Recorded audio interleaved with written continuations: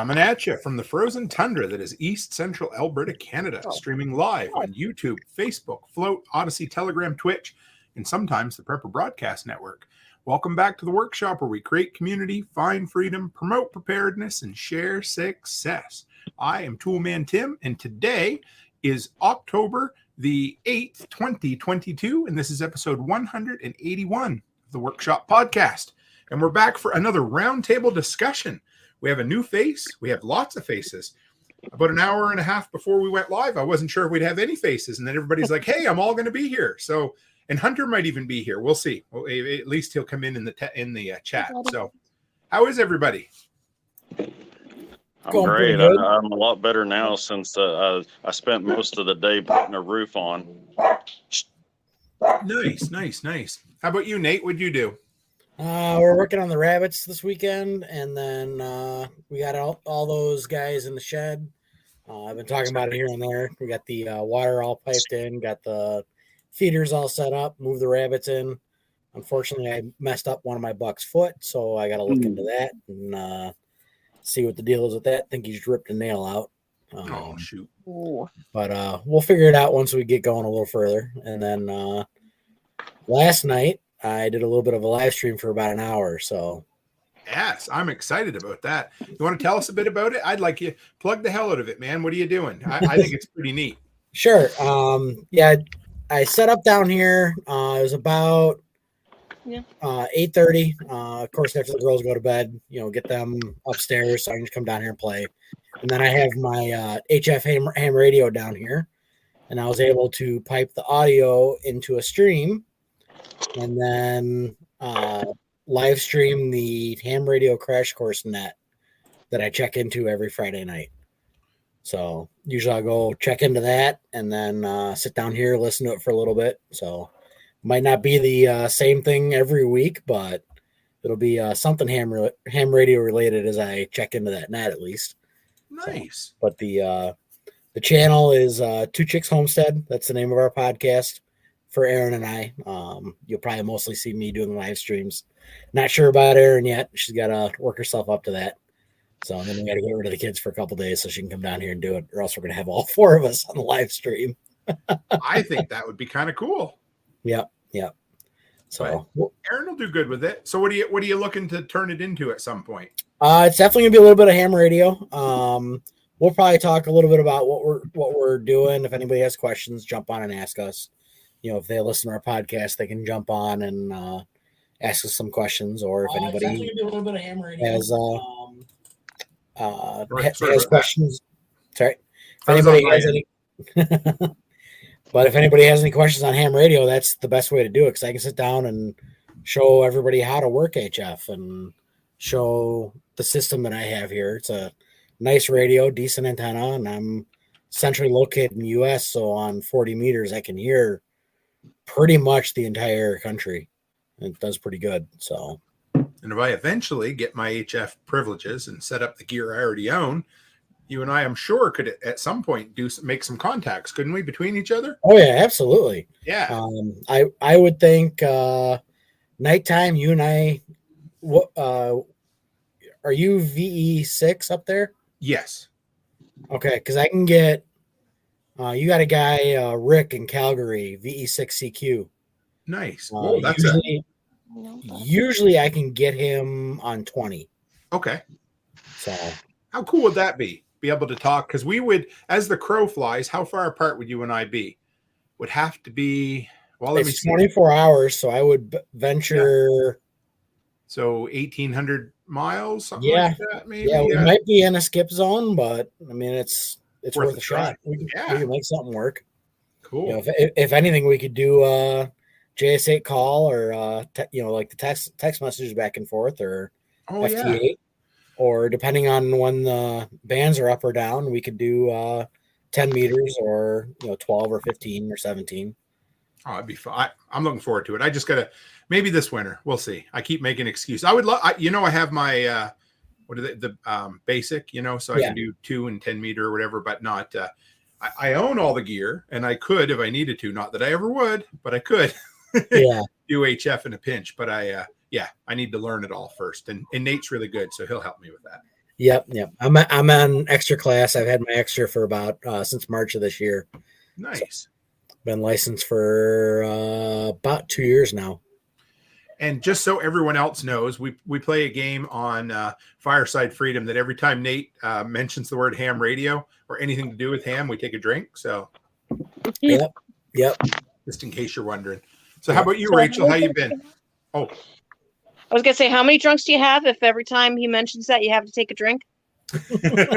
well, it'd be a few tonight. So, Hunter says Nate is all extra. Ooh. Yeah.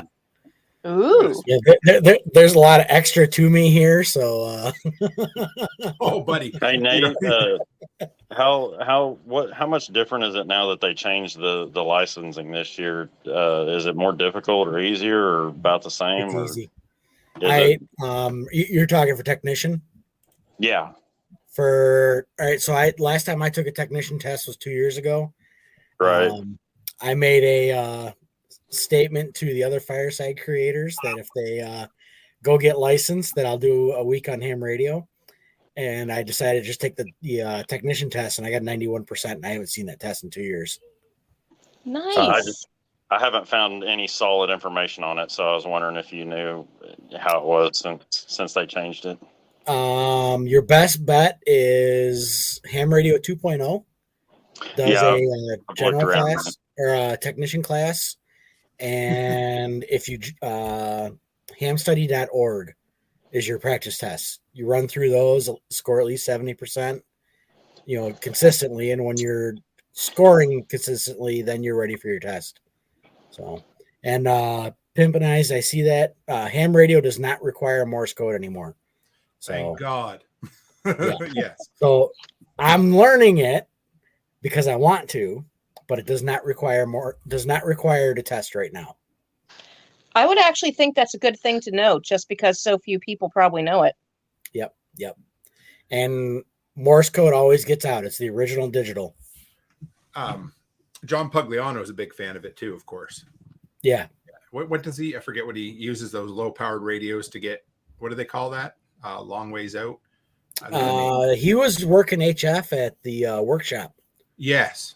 There was a thing for it, but yeah. And this was, Hunter, we weren't, anyway, Hunter says, I think he has an app to decode Morse. And I think that is an issue, or not an issue, but technology exists to do that at this point, doesn't it, Nate? Technology exists, but it's really hard because everybody's different. Everybody's Morse code is different.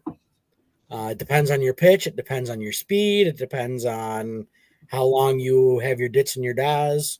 That makes sense. So not all it's actually really hard to decode Morse code. Huh. Nobody's figured it out for a computer yet because nobody's the same. Which would make it that much more useful. Mm-hmm. Yes, exactly. Especially for passing messages, for passing anything you want to, especially if there's your own particular group that has their own particular quirks. Right. Well, I mean, so everything has to be done in the clear. That's the biggest thing with ham radio. There's no encrypting stuff, but a lot of people don't know Morse code. That's reality. But I mean, this goes, I think this is kind of a cool conversation to parlay into going home, because ham radio plays a big part, especially in the first couple of books. Oh yeah. Yep. But since we're talking about it, and we're talking about a worst case scenario, if things were bad, I know that, and we're not going to ever suggest that anyone should ever break the law, but in a grid down bad scenario where you needed to possibly pass along information, an encoded message over ham could be very effective, as long as you didn't spend a lot of time, and I'm not saying do it. I'm just giving you information just like Doc Bones would.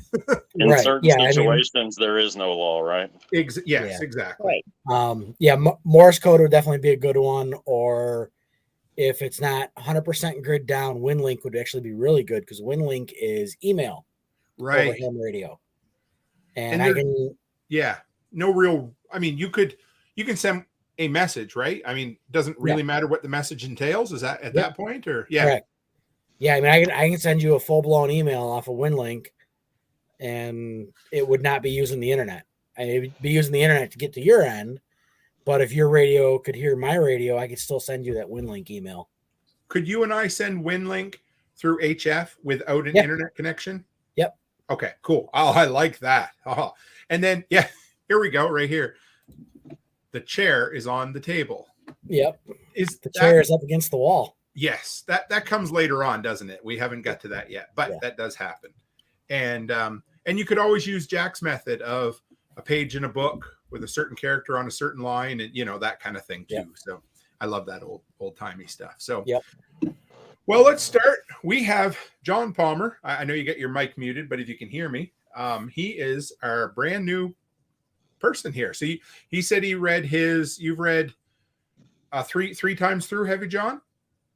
Yeah. So what did you think your third time through? What did you pick up different? What did you enjoy, or that kind of thing? It's really hard to say, like, for me, because like when I'm going through it like that, it's like I know I heard this before, it just didn't hit me before, you know what I mean? But some of it's like, did I remember that, or yeah. The older you get, the the harder all that stuff is to separate. We'll just put it that way. Memory is they say that memory is your first thing to go, or something like that, and I say that it's not, but I don't remember what is. Well, I gotta say, so like I said, this is my third time through, and there's stuff that I listened to or read, like I do it through audio, of course. I don't remember at all from the previous two I'm like, did they add this, or am I just I love that part, because again, I don't know if it's just the male brain. Rachel can chime in on that too, but I lose things. I don't remember them. What do you think, Rachel? Was there any? Oh, no, this is all new to you, isn't it, this time around? Yeah, I'm a first timer with all this, and I am not going to comment on the male brain. The peanut size of it, Well, the saying is, you got enough blood to work one or the other. So very true. I love you, Rachel. You're awesome. And she speaks the truth. That's all I can say. So some of us don't have enough blood to work either one properly. So, not going there. I will say, and you can take that in your mind however you want. It's your mind. You can journey it however you want to. I do have a really good friend that I talk to almost daily. That he's a Marine, not active, and the whole seagoing bellhop thing. He had never heard that before. He said, "I thought I'd heard them all." So that one, I caught that this time around. Maybe he says that several times. He actually said that in the first book where what's that character's name? Is it Ian? Ian. Yeah, I was wanting to say Neil, but that's the one that that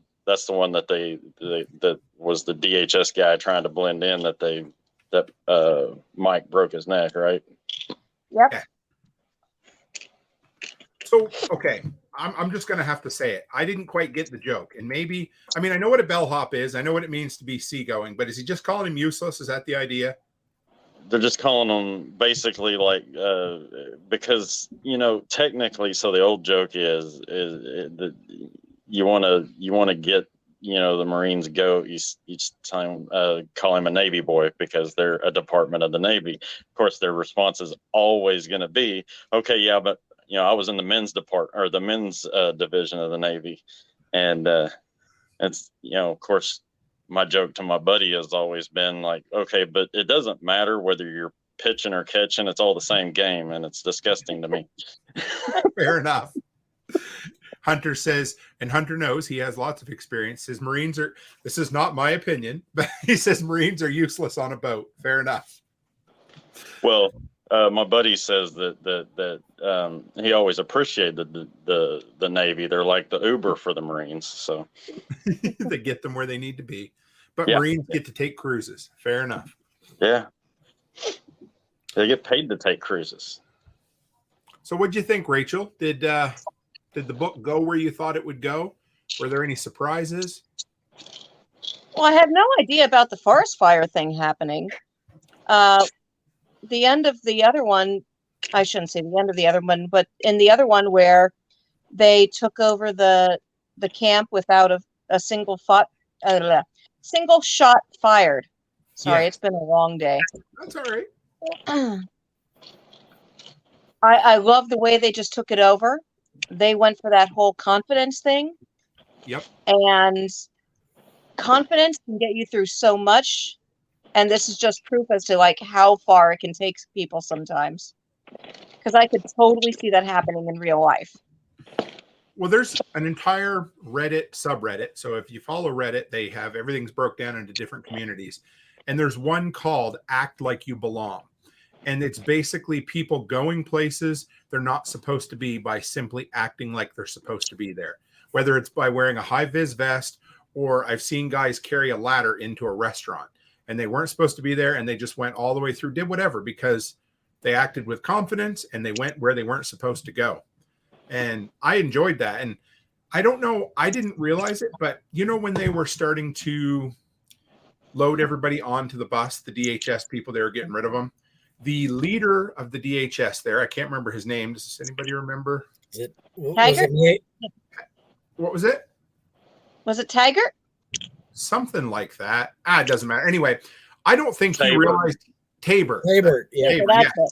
I don't think he realized he had been had until, or at least had by Sergeant, until they were loading him on the bus. Did anybody else catch that? Yeah, I kind of caught that too. Yeah. I had to laugh. I'm like, if he's that stupid, yeah. But I mean, he did hand over his entire base without, any comms checks or security checks. I know that. Yeah, Mike and Ted. Yeah, go ahead, Nate.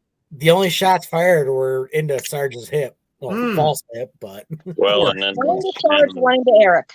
Yeah, and Eric's arm. Yeah, and Eric had his. I kind of enjoyed you can tell Chris or the author, maybe he's not anti-marijuana, but it was kind of funny how he's like, well, we'll use it for medicinal purposes, but nothing else. It was very, very, was very adamant about that. I'm like, well, whatever, whatever floats your boat. Go ahead, Rachel. What else are you going to use? Yeah. Oh, absolutely. Yeah. But he wants to make sure he doesn't have people just sitting around being worthless and stoned all the time. So absolutely. Well, no. Pipin says clipboard, high vis vest, or a clipboard with lists. Most people won't even look twice. It's true. Yeah, it's very true. So this book, of all the books, it seemed to be the most packed with things and stuff. It was like the entire book ran the gamut of the firefight or the forest fire. Mm-hmm. But in between, there was all these little events that happened, like meeting, what are their names? You guys will help me here, but I know Jenna and Dylan or Batman. Weren't they great? Yeah. I love those two. Yeah, those two are awesome. I like them. Sorry, I'm thinking about Naked again. Oh yes, because was it a sword? It was like a fake a mall ninja sword, wasn't it? Yeah, some just cheap, costume style sword or something. And I gotta say, I don't know I don't know the race of Duke Fontaine. I just picture him as a Caucasian, a white dude. I don't know, but he does Thad's voice so perfect. Mm-hmm. Yeah, and I almost feel bad for narrators or orators or whatever, because at some point, I'm sure there's going to be the woke crowd come after audiobook readers. Do you know what I mean? Oh, yeah. I mean, they went after Buddy that did a Pooh's voice on The Simpsons. So for now, I'm going to enjoy it because he is so good at doing everybody's voices. Yeah, I really want to know who he is, but man, it's nice that you don't. I know. So Hunter said, see if you could get Duke on for an interview. So I don't know if Hunter, if you know this or not. I didn't know this, but apparently Duke is a pseudonym. Is that what they call it? Or no? Yeah, I guess that's right. Yeah, pseudonym for a fake name. Anyway, I think I used the wrong word. Yeah. Anyway, but yes, and that's what I was thinking, Hunter. It would be cool. I'll ask Chris. I'll be like, hey, can we maybe get you on for? I'm sure it'll never happen, but I'm going to have Mike Rowe on someday, so why not try to get this dude? It would be fun. Yeah, audio only in the voice of Thad. Yeah, that would be awesome. Could you come on and talk about roasting some pigs for a That's bit? interesting. I guess I never thought about what you call it, but a writer would call it what do they call it when they use a different pen name? So it doesn't really translate to if you're narrating like that, but it'd be like in Hollywood, it's a stage name or because you can, I guess the Screen Actors Guild only allows like one person with that name, and then you have to change to a different name. So it's interesting, but I like Jenna and Dylan. I thought they were a good addition to the community, a good addition to the story, and I love their stupid dogs. I've been wondering if they're going to move down there with the others at some point. But I mean, I guess they got the greenhouse, so it'd be hard. What's that, Rachel? I was going to say, but think about the greenhouse, but he already said that. Oh yeah. And as far as Duke Fontaine, didn't you say that he was actually a well-known actor, and the reason why he was keeping his name hidden was because he didn't necessarily want to be associated with something like this? Yep. That's what Chris implied when he was on the show, for sure. I mean, well, I think he outright said it, really. He was worried about the backlash or whatever, which is a shame, but I would love a chance to, I'm going to reach out to Crump. Worst he can say is no, I'll be like, hey, can you set up an interview audio only? It would be awesome. That would be. Audio only, and he's got to come on and do a voice of somebody from the character, or switch off from voices as he goes through. Oh my God, that would be awesome. We'll put together a super chat for him or something. We'll all pitch in a little bit of crypto or something I'm sure, whatever. But that would be awesome. That's the reason any of the actors that are pro 2A, they don't talk about it. Yep. Because they're worried about the backlash, right? Right. And it's kind of like Keanu Reeves. I mean, you kind of know he is, but he don't come out and say it. And he's a very careful actor. Have you noticed, like, anytime he's taking a picture with a woman or whatever, he's holding his hand out. He won't like touch his hand to a woman when he's leaning in to get close to give him, take pictures with him. I think he's just an outright gentleman. I don't think there's too many quite as nice as him in Hollywood. Yeah, he is. He's a special guy. But it's kind of hard to get this anywhere. But like Halle Berry, she's pro 2A too. I thought so. I was pretty sure. Yeah, she trained just as hard on that John Wick movie as he did on all of them. You guys have probably seen this, but the John Wick training they do, I'm not sure which range it's at. I think it's in California, actually. So Terran Tacticals range. Yeah. Is that California or am I wrong? Yeah, it's in the Hollywood area. Okay, because it's in. That was pretty cool. I watched a lot of that, and I watched some of Halle Berry training, and she was impressive. Yeah, he definitely has no qualms with going out and learning how to shoot or anything. He's very good. Oh yeah, incredible. So Hunter, he takes his craft seriously. So I mean, well, even if you go back as far as the Matrix, I mean, he learned kung fu. I know kung fu. Remember that? But he learned martial arts and gunfighting and everything else for that. And I think he moved more into, from what I read, he enjoyed going into gunfighting more because it's slightly easier on his body at this point in his life, because the martial arts, even though, I mean, John Wick is still hard on his body, it's been a little easier than just straight up martial arts like he used to in the past. Yeah. He's really into motorcycles too. You knew that, I guess. He's a cool dude. I would love to interview him someday. He had his own little motorcycle company or something that where he designed his own motorcycle or something like that too. That's how much he was into them. Cool. Actually, I just read an article like right before we got on that he would like to be the new Ghost Rider. Oh, wow. He would do well with that. Yeah, absolutely. He said he was giving up his child nerdness for the longest time, but his inner nerd would really, really like that position to be the new Ghost Rider. I think he's a comic book nerd too, a little bit, which I appreciate. I always love those actors. So I'm going to share what Hunter just put here for anybody in the audio. He found this Duke Fontaine Facebook page, 258 likes. It says audiobook narrator, alligator wrestler, patriot, and I read shit for money. I appreciate that. That's fun. We're gonna have to reach out to him then. Thanks, Hunter. If you think of send that link along, I would appreciate it. But so Pippin says Arch motorcycles for Keanu. Okay. Something.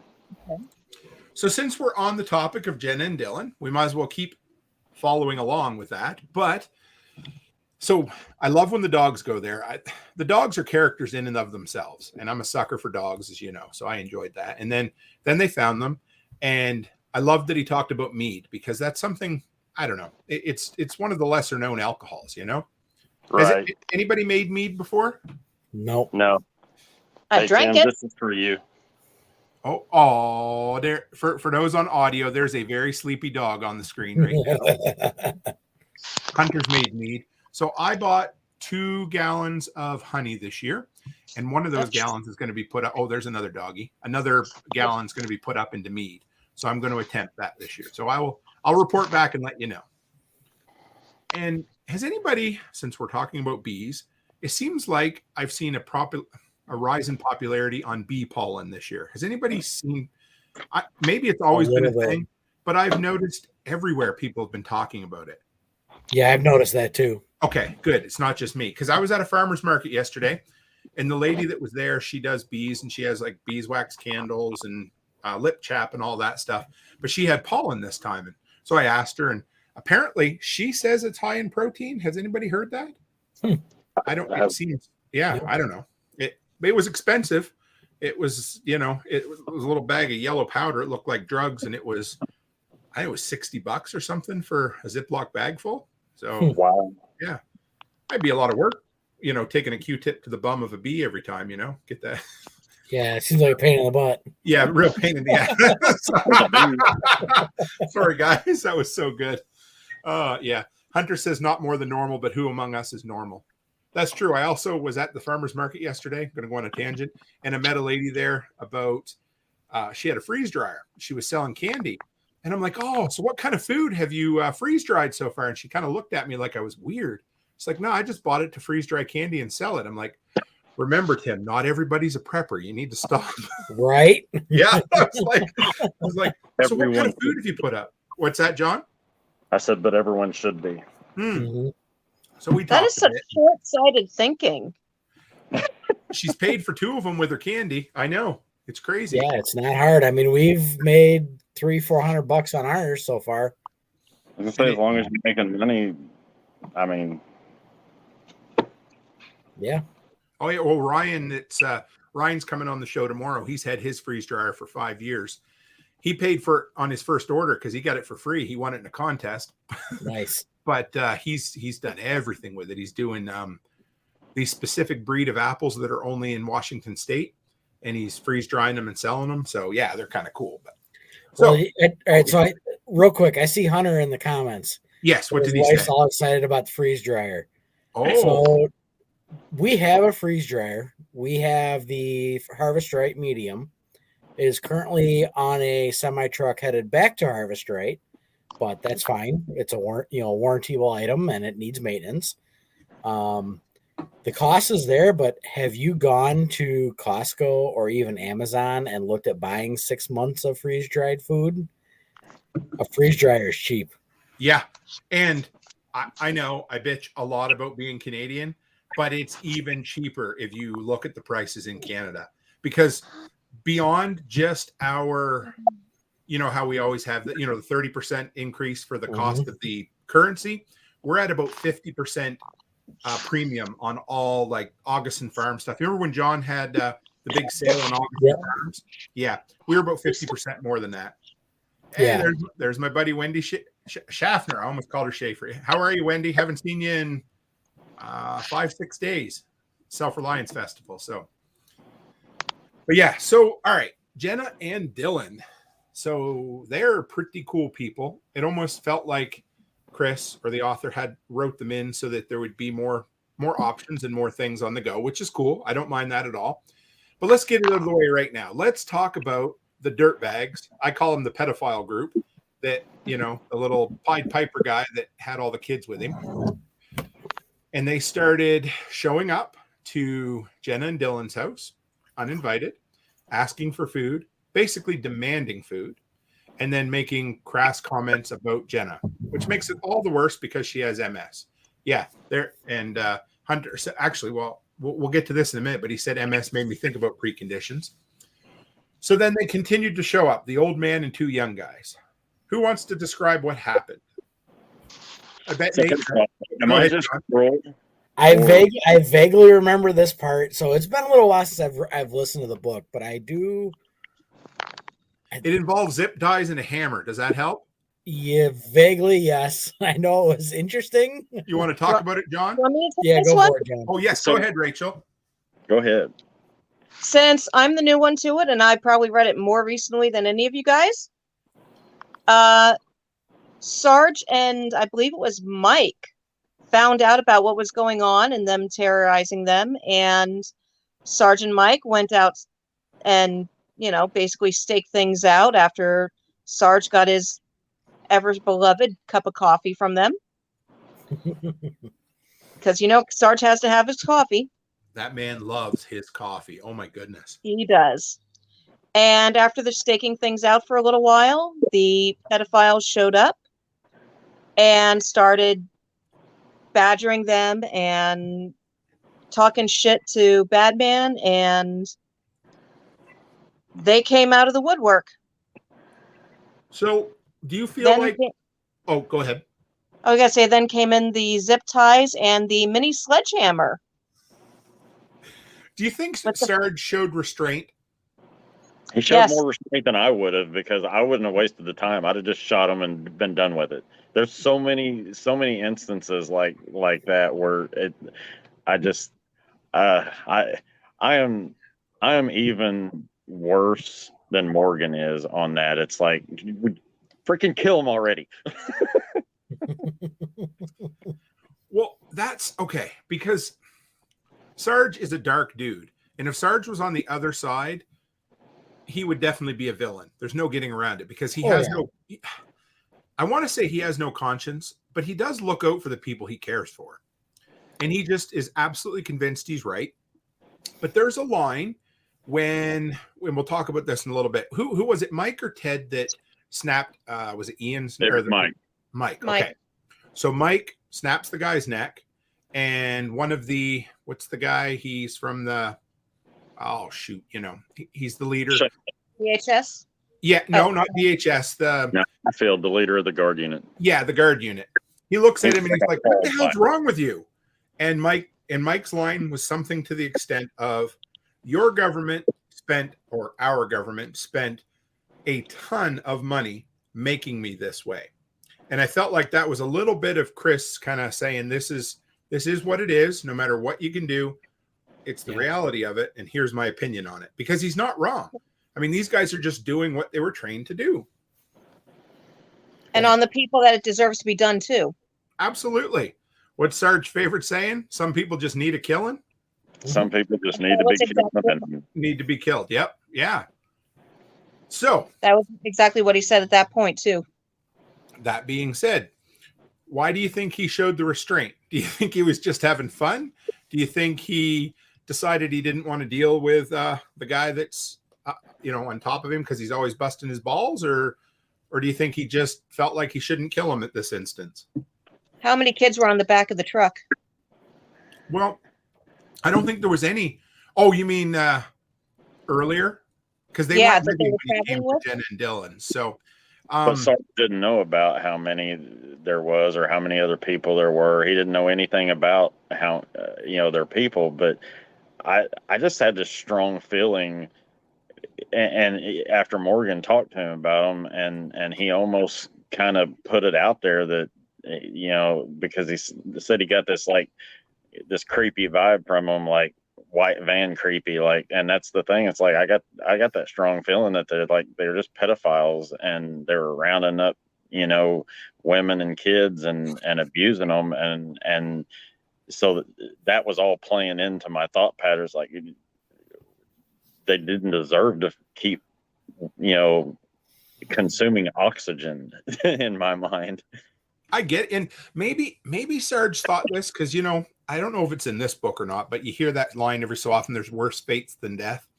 And could you imagine, so you have no access to doctors at all, and you have mangled hands. Like, not just, I remember a guy I knew one time, he fell out of the second story of a fish plant. And when he landed, his ankles, the doctor explained it, he said, both ankles look like a box of cornflakes on the x-ray. And that's all I can picture with their hands. I mean, they're done. You'll never fire a gun again. You might be able to shovel. I mean, he literally said they couldn't unzip their fly to take a piss. So, I mean, they're in trouble. And I got a shout out to my daughter right quick. Liv, she's in Edmonton. She joined our live stream. How are you, darling? Nice to have her in here. I would agree with Hunter on that the word needed to spread. And also, yeah, Morgan coming up as sheriff, I think might have had a little bit to do with it too. I never That thought was of that. before he became sheriff, though. Why would he have known that? Do you think Sarge knew it? Well, Sarge knows just about everything. Yeah. He always knows about shit that happens before it happens. My guess is, who do you think got Morgan to be sheriff? Oh, 100%. Yeah. It was probably his idea when you think about it, right? Yeah. And, Well, every time that they were talking about those people needing to leave the camp, they said Morgan and his people would come up in conversation.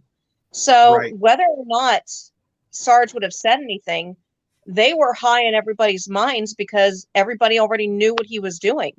Everybody already had the affiliation with him. Everybody already knew about his group and everything that was going on.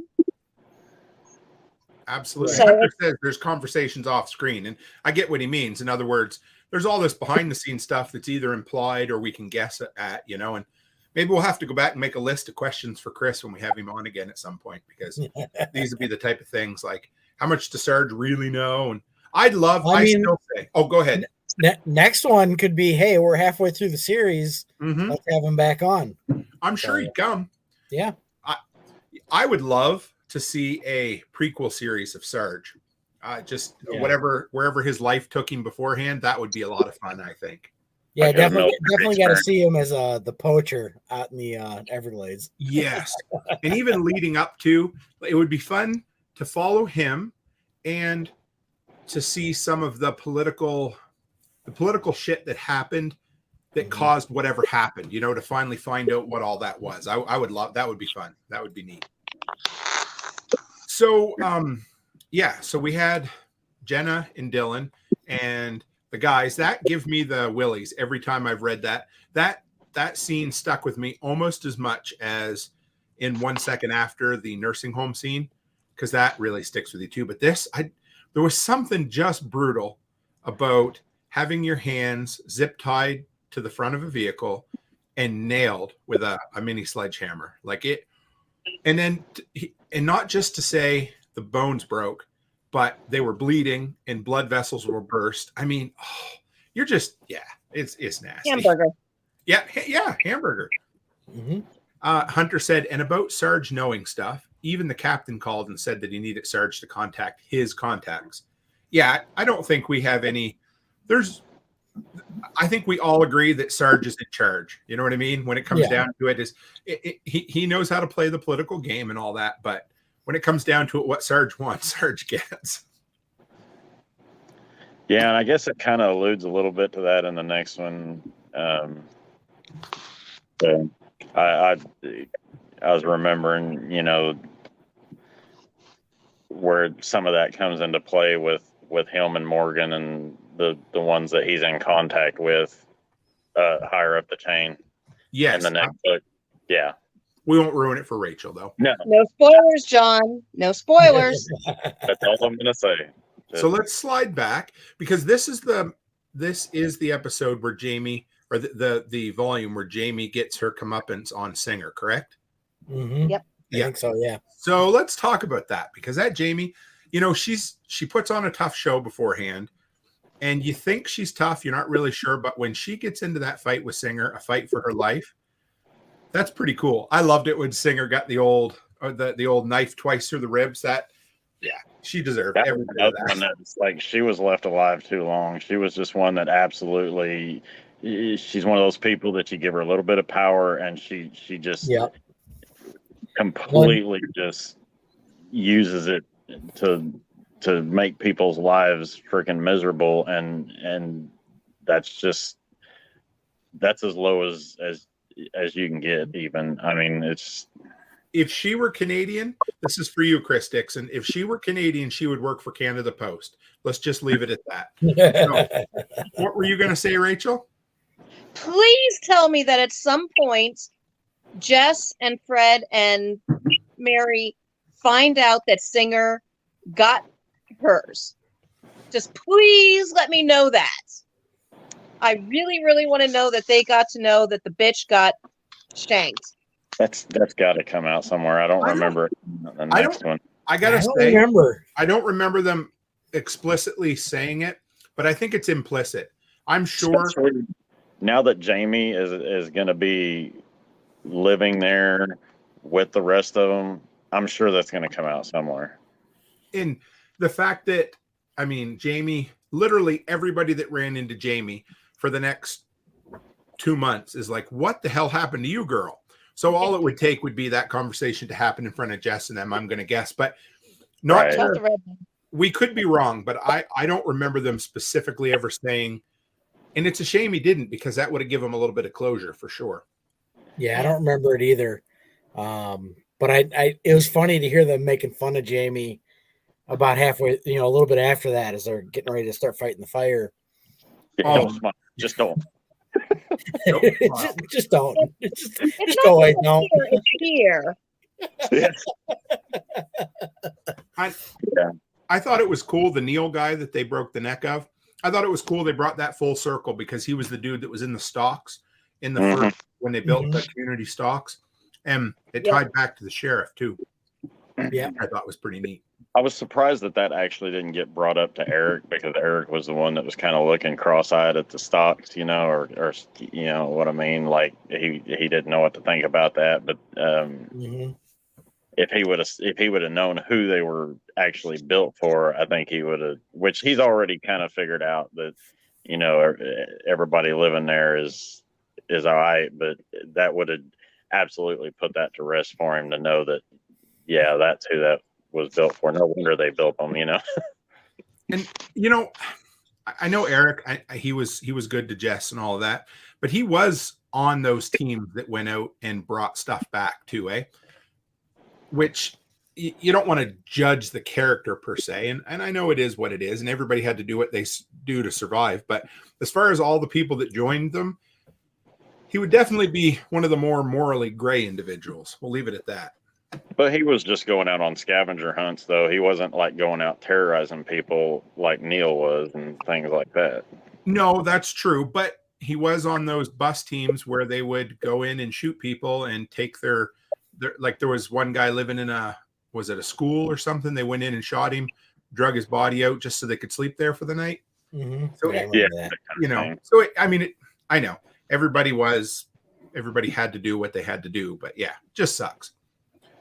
And then the young guy and the father who were in jail with Jess and Fred and all those. Had Shane and his dad. Yep. Yeah. So it was pretty cool that they got back. I'm a big fan of analog solutions or old-fashioned type solutions, but the birdhouse. Anybody else catch that when they? Yep. I remember that. I'm like, I need to implement something like that with my kids. Right. Yep. It's the birdhouse is there. They're still here. They're just hiding somewhere else.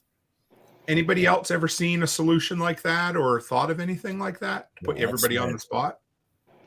I remember hearing Jack talk about at different places where they had set up as meeting points on their evacuation routes.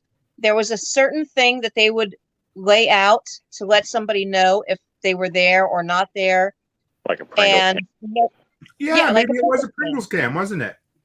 Because nobody's going to notice one piece of trash that's sitting at a specific spot. Right. Yeah. Stephen Harris, I learned a lot of good stuff from him over the years, but one of his big things was security through obscurity. And that's exactly what that is. I mean, like I said, nobody's going to look at a disheveled birdhouse. Nobody's going to look at a Pringles can on the side of the road. But to the right person, it means everything. Mm-hmm. And Hunter says you guys don't do stuff like that. I don't. I never thought to. I don't but I'm either. going to try to implement it. You know, I love it. That's that. Who picked up in the Telegram group the other day? They picked up John Wesley Rawls' Patriots. Of course, we busted his balls for it a little bit. But the thing I love, the big difference between Patriots, man, I bust on Patriots a lot. But anyway, the big difference between Patriots and Going Home is Patriots is like a user manual, whereas Going Home has all the prepper tips in it, but it's done in an entertaining narrative fashion. And that's what I like. You learn shit the whole way through, but it's still super entertaining. I mean, what I gather from Patriots, and I'm sorry to go down this road. I've never read it. We always do. To me, it sounds like a shopping list. It reads like a cooking blog. You know how cooking blogs are supposed to be recipes, but all they really are is 10,000 Amazon affiliate links. Mm-hmm. And I'm never going to get Wesley Rawls on the show. I feel bad because he is a good writer. It's just not my cup of tea. That's all. Yeah. I don't need books like that. No, me either. I can just imagine the audiobook. Here, you can find this at www.amazon.com. That's exactly how it read. And it's bad. Yeah. So it was, for anybody out there, if you're ever going to do an audiobook, don't read the links. They need to take those out because, man, that takes you right out of the book. And it's a thing they do. Even the 2 hour or the 4-hour work week, even in that, they read all the links. And I'm like, you know what? Just put in a citation, see link in text. Like, it doesn't need to be read, but anyway. Yeah. Wow, I'm so glad I missed out on that one. Let's just say there's been a lot of prepper porn that I have started and not finished because the writing quality was bad. He's not a bad writer. It's just the whole book is lists. It's like if you went to the old, TSP forum and compiled list after list of, like those lists, like the 50 things that disappear when the shit hits the fan, and they just turned it into a book and then loosely tied it all together. So it's tough. And Hunter says it has the links in the audio. Oh, does it ever, buddy? Yes, it does.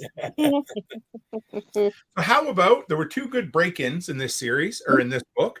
The first one was, I call it the prepper house. I don't know what else to call it, but they were running out of food. So they scrounged through the entire neighborhood and found, like, I don't know, was it soy sauce and salt or something? I can't remember what it was, but it wasn't much.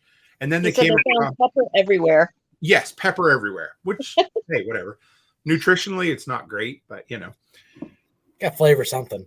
What'd you think of the prepper house? I don't know what else to call it, but it was kind of cool. Anybody have any? Yeah, go ahead. I remember they found a bunch of stuff in there, and that helped them out quite a bit. And it's funny because I notice how the series goes along. Every single time they run into trouble, somebody delivers. So, and that's the only thing I've noticed throughout the time. All right, time to bring this up then, because I had this in my notes tonight. So I don't know if anybody is familiar with the term. I can't pronounce it. It's Latin. Deus ex machina. It's basically out of the machine God. And what it means is, have any of you guys read Stephen King, The Stand, for instance? Yep. Okay. So the whole idea is at the very end, he basically wrote himself in a corner.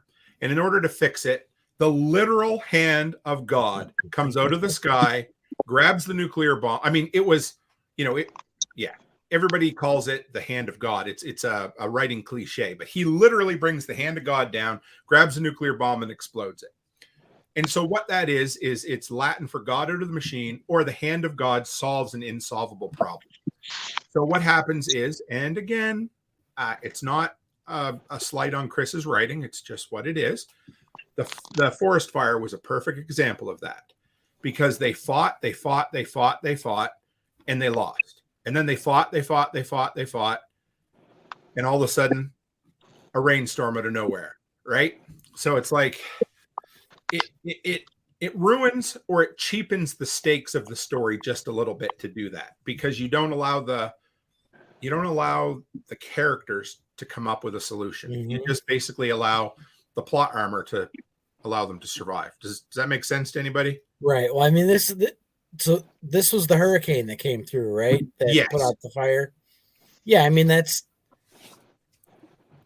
I saw it kind of coming. It was a little cliche to me, being Florida.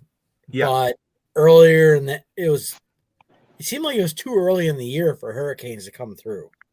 I was wondering that too, but it was, the year in Florida though, that it you can almost set your watch, because there's certain times of day it's going to rain. Like, I can't remember. I lived down there for a while, and there's certain times of year, you literally almost set your watch by the time of day it's going to start raining every day at that time. Yeah, late summer. It's 3:30 in Fort Lauderdale. I know all about that. It's just funny because, I mean, if you go to wherever we're at now, so we're at book 11, and because you've read book 11, or that book 11 exists, that certain characters are still alive. So that means that no matter what they dealt with, going back the plot line all the way back to book 1, no matter how fucking crazy it is, they're going to survive, right? You can call it plot armor, you can call it whatever you want, but the fact that you have a main character at this book means that they need to survive that entire story. And that's okay, because I'm not begrudging it, because you're telling that person's story. Lots of people survive weird, wacky, and crazy things. But when it's, hey, let's fight a fire forever, and then all of a sudden it's just rain solves it. Sure, it does, and that could happen. Right. But it's just funny that the fire literally got to their doorstep, and then rain. I will say it kind of was like they were kind of leading up to they had already beat the fire, and the rain just sealed the deal for them. I noticed that a little more this time. Go ahead, Rachel. Actually, he's right, because I was actually just listening to it today. I listened to it 3 days ago, and I was re-listening to it today, and he's absolutely right. That was the way it went in the book, where they had it almost completely done. They had it where it was going just where they wanted it to. Okay. And then just like that, the rain. And everybody was just like, you know what? We're finished now. I'll retract most of what I said then, but it was still an astute observation. But yeah, there's still some things that come down that's getting a little cliche. We've touched on that, going all the way back to Morgan shooting the guy and then finding out he was a pedophile afterwards. You know, whatever your protagonist does, even if he doesn't have the proper motivations or the proper information ahead of time, it'll always be revealed that he was in the right afterwards. And that happens. I'm okay with it. It's just something we need to put out in the open, because it's part of writing, I guess. Yeah. So Tim, since you brought up Stephen King, just a fun little fact for y'all, if y'all didn't know. Did y'all know in the movie Christine, Kevin Bacon was originally supposed to star in that movie, but he had already got the role for Footloose. I did not. He would have been good in that. Yeah. Yeah. And in case you're wondering, John Travolta had turned down that role for Footloose. He would have been good in that as well. But so Kevin Bacon has actually paid DJs to not play that song at weddings, because he expects him to dance to that song like he did in the movie, and he had doubles that done a lot of the dancing for him. So I love it. And for the so I listened to Stephen King's new book, Fairy Tale, on the way down, and I got 2/3 the way through it, and I haven't finished it yet. I've said that his writing has hit a renaissance over the last 10 to 15 years. He hasn't put out a bad book in 10 or 15 years, in my opinion, since probably Under the Dome. And this one wasn't my cup of tea. It's kind of a split story, where part of it takes place with a young guy getting to know an old man who's really sick. That part of the story is incredible. And then the rest of it goes underground into a fairy world, and it just isn't my cup of tea. But anyway, just for the record. Have y'all listened to the Mitch Rapp series? What is it? It's called Mitch Rapp. No. He's this CIA agent or whatever. It's so the Mitch Rapp series. If I don't know if you've seen the American Assassin movie, that's what it's so. Yeah, and I was just wondering because he puts out a book about like every September-ish, and the new one just came out. But it's the really neat thing about that series that I find just totally awesome is it started out with one author, and that author passed away, and there's another author that has been writing the last multiple books for years, and going through that series you'd have a hard time distinguishing between the two writers because he studied the other writers so much because he wanted to write it the way the other guy would. That's cool. I appreciate that. I haven't read Wheel of Time, but if I'm pretty sure that a different author wrote the last 2 or 3 books of the Wheel of Time series for Robert Jordan, and the Mario Puzo family, the ones that he wrote The Godfather, they what do you want to call it? Put it out there. Anyway, they hired somebody to write a 4th book in the series recently. So it's cool. That's got to be a daunting challenge is all I can say. Right. I tell you one thing that was irritating, you look at the Jack Reacher series, they made a couple of movies. How do you cast Tom Cruise as a guy through the whole series of books? He's portrayed like it's almost beat into you. It's mentioned so much that he's like 6'5", this huge guy. So like on the Amazon series, they got this big guy to play him. Chris Pratt? That's Jack Reacher, but Tom Cruise is 5'7". He's my size, and it's like that. You mean he's not 6'2"? I thought he paid people to claim that he was taller because he stood on phone books whenever he kissed the women in the movies or whatever it was. So Tom Cruise is shorter than me, and I'm short. He is a short dude. He's 5'7". That's and I'm 5'7.5". He's the same height as me, and that's just like who's that other actor? Oh my gosh, I'm having a brain block. The one that played Rambo. Stallone. Yeah. He's a lot shorter than what you would think he is too, because they're always portraying him bigger than what he is. If you guys have ever gone to like Madame Tussauds Wax Museum, you'll get that. I'm not a big fan, but whenever we see one, we always go anyway. And I'm surprised at people you think are going to be tall. And I stand up next to them, and I mean, I'm 6'2", I'm a big dude, but it was, some of them are tiny. And then Lady Gaga, she looked like a little kid. It was unreal. And they still had her in platform shoes, and she still was barely 5 feet tall. It was crazy. I'll tell you another secret about Stallone. I had a guy that works for the same company that I do that I used to meet him and swap trailers out. He used to work. He started working for a company out in the LA area, and he worked in like 2 or 3 different terminals for us out there before he moved to the Fort Worth area, which is where he's working when I started meeting him. Anyway, he told me that he delivered to Stallone's house one time, and he had to have him sign for something. And he said, you can see the scars to where he had his arms surgically implants put in to make him look like he was more muscular than he was. That's funny. So what did you guys think about the FEMA? Okay, this entire story, this one really bugged me a little bit. And I know they couldn't do any more with it, but they go in there, they liberate the FEMA camp, and then they just leave everybody on their own. Now, I mean, obviously the libertarian anarchist in me is like, yeah, that's fine. I mean, that's what I want to do. But I don't know. Did that sit funny with anybody at all?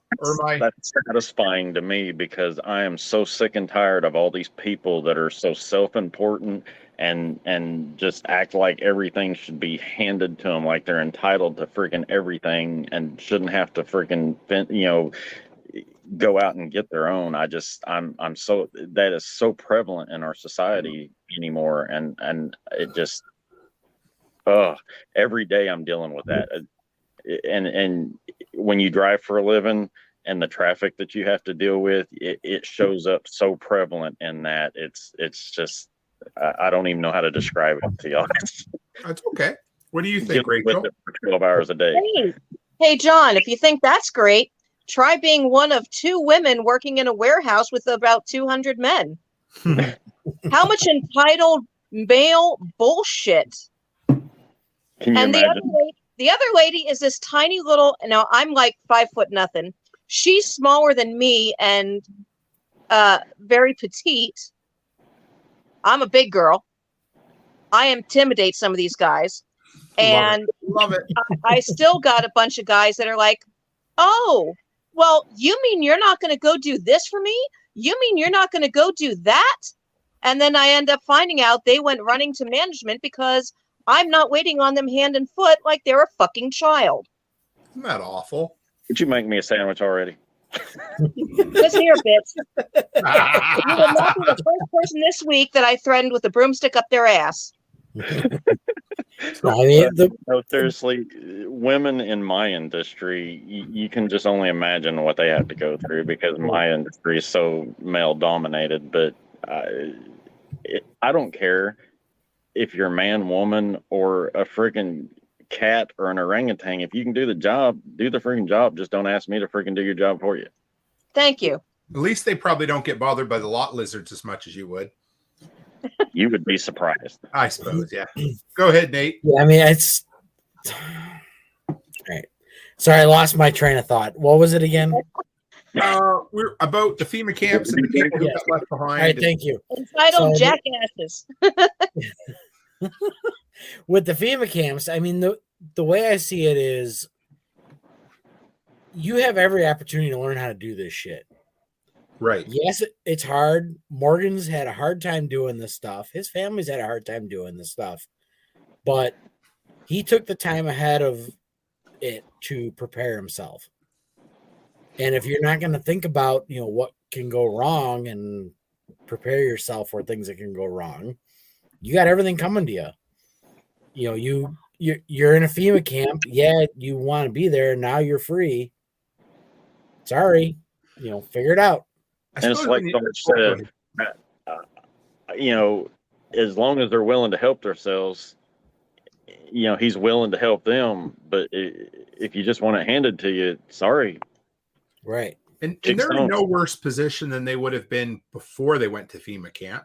They're in the position everybody would be in coming out of there. So, and it would have ran out no matter what would have happened. At some point, those jackasses from DHS would have been, well, guess what, guys? Sorry, you're hooped, and they probably would have just left with everything, right? So, wait a minute. Are you trying to say that the government doesn't do everything, like perfectly and hey, I'm not saying anything, just in case one of the alphabet agencies is listening to you. So Hunter had a pretty interesting point. I asked, should they have looked after him? And first he said, no, F them. So I can kind of, and then he laughed. But then he said, nah, get the ones that have skills. I think that was the only thing I would have done different. If you have skills, meet us at the armory. And I like that. I never thought and maybe the people that were left behind were mostly the useless ones anyway. But yeah, but the problem is with that, then you run into the chance of somebody getting the DHS guys that are still floating around. Good point. That's a good point. I never thought of that, Nate. Very good, actually. So, because they are still there. I mean, it's, just because the FEMA camp's free doesn't mean the DHS, took off or is all in that building. Did you ever think that maybe the people who left as soon as they were able were the ones with skills and actually knew something? And that's the reason why they were taking off and getting the hell out of Dodge. That's a good point, Rachel. That would have been me taking off as soon as I could. Oh, yeah. There you go. And the people that you just want to reach through my AirPods and slap them in the face, because the ones that are like, hey, don't worry, it won't, the jackass that says the tents are fire treated and that I'm just thinking, why would you, I don't know. I get it. What is it? Continuation bias or whatever, people just think it's always going to be that way, but Jesus, man, I remember listening to that whole thing when the fire's rolling through the camp. It's like, you guys are a bunch of fucking idiots. You should have left like months ago. Yeah, it's coming over the hills. Run. It's going to be there within an hour. But even the ones that have skills too on that note. Yes. So that whole big group that they had to deal with coming back from Dillon, they were from the FEMA camp traveling down the road. Right. And they were one of those groups, and that's not the kind of people that you would want with you either if they're going to just try to, take it because you have it and they think they can. And they were the type of people that just went for a handout too, instead of staying somewhere. And so that's a good point. Maybe they just didn't want them, right? All right. So here's one I'm going to throw out. What do you guys think about the guy that Morgan took out for murdering the people when he stole the can of corn? I was thinking about that. It absolutely got what he deserved. Again, it was a bit convenient that Danny and Morgan were sitting on the side of the road and they're talking about it as they go by, but I can see it. It's believable. Yeah. I mean, and good for Morgan and everybody to pull the mom and the kid in. Yes. For that guy who was murdered. I mean, that speaks volumes right there for them to do. And Hunter's not wrong. Of all the times Morgan killed actually, I think Danny did it first. Yeah. But they both. But of all the times that Morgan has been involved in a killing, and there has been more than a dozen at this point, I'm sure, this was definitely one where he was provoked beyond, like, he gave the guy every opportunity to walk down the road. Yeah, and he still lunged at him. Yep. The second most provoked. The most provoked was when his daughter was kidnapped. Well, that's true. That's that's I'm not a good parent, and I mean that's. So, Tim, you're talking about stuff sticking out with you in the book. That's the one thing that stuck out with me. Being I have kids about that age, that is that sticks in my head as I read through these books. It's funny. I think I think it was Ted was like, "Hey, my pants." Yeah. So my buddy Nate, the preparedness guy, any of you guys ever see him on Instagram? I don't know if you know him or not, but he was at the prepper camp. He just had a TikTok today, or he does Instagram reels and stuff. But it was talking about how cliche it is in post-apocalyptic movies and books where people eat other people, cannibals. He said it's cliche. And the other subject we're talking about, the guy that took Morgan's daughter, that happens a lot in books as well. But unfortunately, I think that's more realistic than cannibals. I think that is exactly where, pardon my French, but a lot of fucking twisted motherfuckers are going to be doing. And like Sarge says, certain people need a killing. Because once there's no law, what's to stop them from doing what they've always wanted to do? Right.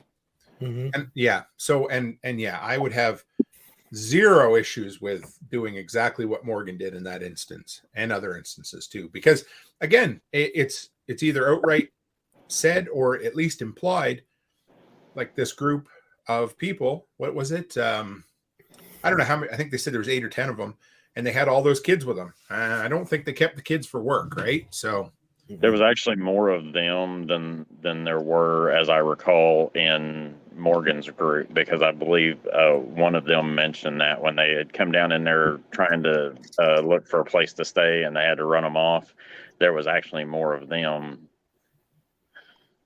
Yes, you're right. I remember them saying that because they said, hey, they outnumber us. Right. Yep. Well, let's go. Hunter said preconditions, mental included. So anybody here read 299 Days? Nate? Yeah. Okay. So there's a character in that is, I can't remember her name, but she reminded me of Singer quite a bit. And it was the neighbor of the main character. And she came and accosted the main character's, Grant Madsen's wife there. Mm-hmm. And she had the pre-existing condition, some kind of mental disorder. And it definitely would be, I think, and in the day, one second after, the doctor talks about that a lot.